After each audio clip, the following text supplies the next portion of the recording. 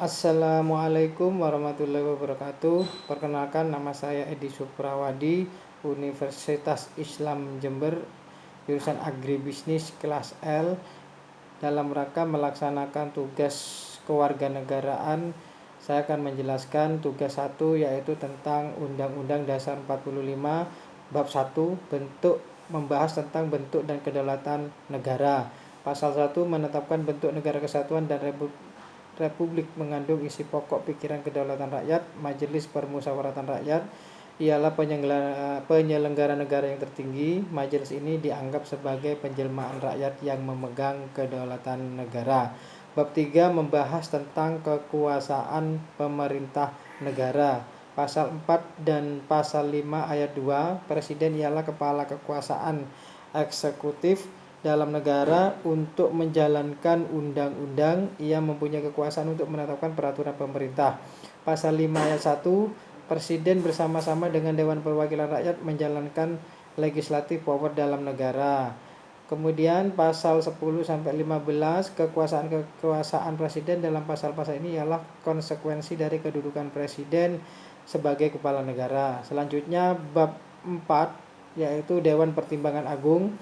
Pasal ini membahas di pasal 16, Dewan ini ialah sebuah Council of State yang berwajib memberi pertimbangan-pertimbangan kepada pemerintah. Ia sebuah badan penasehat pemerintah.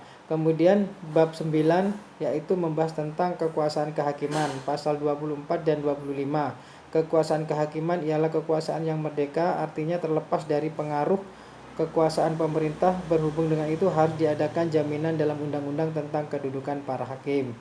Untuk pasal 10A, yaitu membahas tentang hak asasi manusia. Pasal 28, setiap orang berhak untuk hidup serta berhak mempertahankan hidup dan kehidupannya.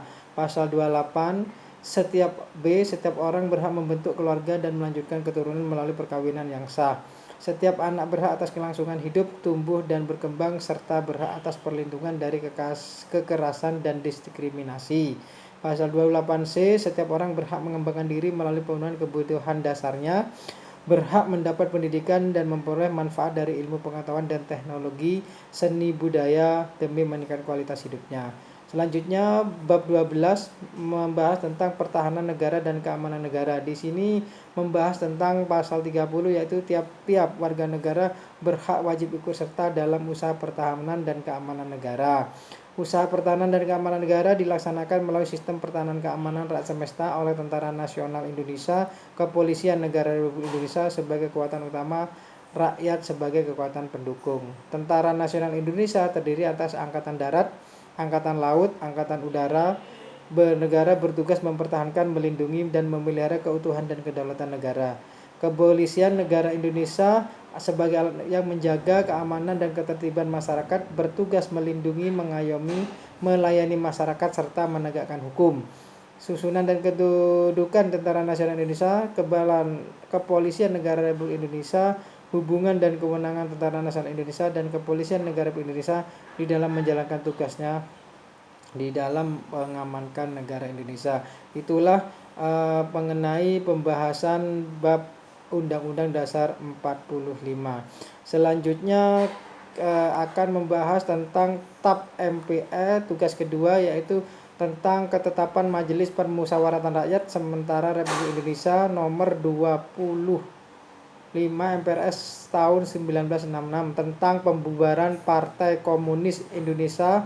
Pernyataan sebagai organisasi terlarang di seluruh wilayah negara Republik Indonesia bagi Partai Komunis Indonesia dan larangan setiap kegiatan untuk menyebarkan atau mengembangkan paham atau ajaran komunis, Marxisme dan Leninisme. Di dalam TAP MPRS ini menerangkan bahwa paham ajaran komunis, Marxisme dan Leninisme pada inti hakikatnya bertentangan dengan Pancasila. Kemudian yang kedua, bahwa orang-orang golongan di Indonesia yang menganut paham atau ajaran komunisme, Marxisme dan Leninisme, khususnya Partai Komunis Indonesia, dalam sejarah kemerdekaan Republik Indonesia telah nyata-nyata terbukti beberapa kali berusaha merobohkan kekuasaan pemerintah Republik Indonesia. C. Bahwa berhubung dengan perlu mengambil tindakan tegas terhadap Partai Komunis Indonesia dan terhadap kegiatan-kegiatan yang menyebarkan atau mengembangkan paham komunisme, Marxisme, Leninisme.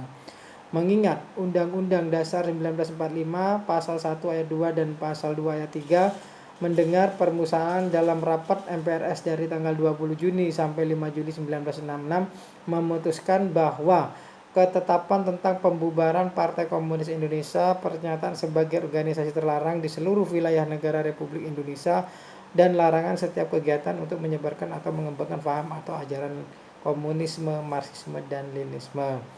Kemudian Pasal 1 menerima baik dan menguatkan kebijakan Presiden Panglima Tertinggi Angkatan Bersenjata Republik Indonesia, pemimpin besar revolusi, mandataris Majelis Permusyawaratan Rakyat sementara berupa pembubaran Partai Komunis Indonesia. Pasal 2, setiap kegiatan di Indonesia untuk menyebarkan atau mengembangkan paham atau ajaran komunisme, marxisme dalam segala bentuk dan manifestasinya, dan penggunaan segala macam aparatur serta media bagi penyegaran atau pengembangan paham atau ajaran tersebut dilarang. Pasal 3 khususnya mengenai kegiatan mempelajari secara ilmiah seperti pada universitas-universitas paham komunisme, marxisme, dan leninisme dalam rangka mengamankan Pancasila dapat dilakukan secara terpimpin dengan ketentuan bahwa pemerintah dan DPR GR diharuskan mengadakan perundang-undangan untuk pengamanan. Pasal 4, ketentuan-ketentuan di atas tidak mempengaruhi landasan dan sifat bebas aktif politik luar negeri Republik Indonesia. Ditetapkan di Jakarta pada tanggal 5 Juli 1966, Majelis Permusyawaratan Rakyat Sementara Republik Indonesia, Dr. Ahmad Haji Nasution, Jenderal TNI. Kemudian di situ juga penjelasan mengenai ketetapan Majelis Permusyawaratan Rakyat Sementara Republik Indonesia, yaitu 1. Faham atau ajaran komunisme dalam praktek kehidupan politik dan kenegaraan menjelmakan diri dalam kegiatan-kegiatan yang bertentangan dengan asas-asas dan sendi-sendi kehidupan bangsa Indonesia yang bertuhan dan beragama yang berlandaskan faham gotong royong musyawarah untuk mufakat. 2. Faham atau ajaran Marxisme yang terkait pada dasar-dasar dan taktik perjuangan yang diartikan oleh Lenin, Stalin, Mao Zedong, dan lain-lain, mengandung benih-benih dan unsur-unsur yang bertentangan dengan falsafah Pancasila. Paham komunisme, marxisme, leninisme dianut oleh PKI dalam kehidupan politik di Indonesia telah terbukti menciptakan bata dan situasi yang membahayakan kelangsungan hidup bangsa Indonesia yang berfalsafah Pancasila. Berdasarkan pertimbangan tersebut di atas, maka adalah wajar bahwa tidak diberikan hak hidup bagi Partai Komunis Indonesia dan bagi kegiatan untuk mempertahankan dan menyebarkan paham dan ajaran marxisme, komunisme, dan leninisme. Itulah mengenai TAP MPR yang menjelaskan tentang ajaran komunisme, marxisme, dan leninisme. Sedangkan apa yang dimaksud ajaran komunisme, marxisme, dan leninisme, yaitu marxisme adalah suatu paham yang mengakar pada pemikiran tokoh bernama Karl Marx. Paham ini berkaitan dengan sistem ekonomi, politik, dan sosial. Cakupan marxisme adalah materialisme dialektis dan juga materialisme historis serta menerapkan pada aspek sosial. Marxisme dilarang di Indonesia karena paham ini mengakar pada pemikiran Karl Marx yang diketahui syarat dengan muatan ateisme atau tidak percaya sama Tuhan. Leninisme adalah paham yang mengakar pada Marxisme, oleh sebab itu tidak ditemukan perbedaan yang signifikan.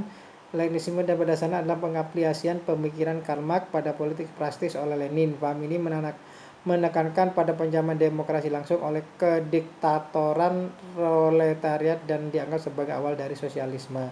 Komunisme adalah paham politik yang mengakar pada ajaran Karl Marx dan juga Friedrich Engels. Paham ini menghendaki penghapusan hak milik perseorangan.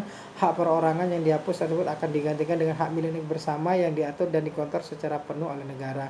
Itulah tugas kewarganegaraan. Terima kasih, kurang lebihnya mohon maaf. Wassalamualaikum warahmatullahi wabarakatuh.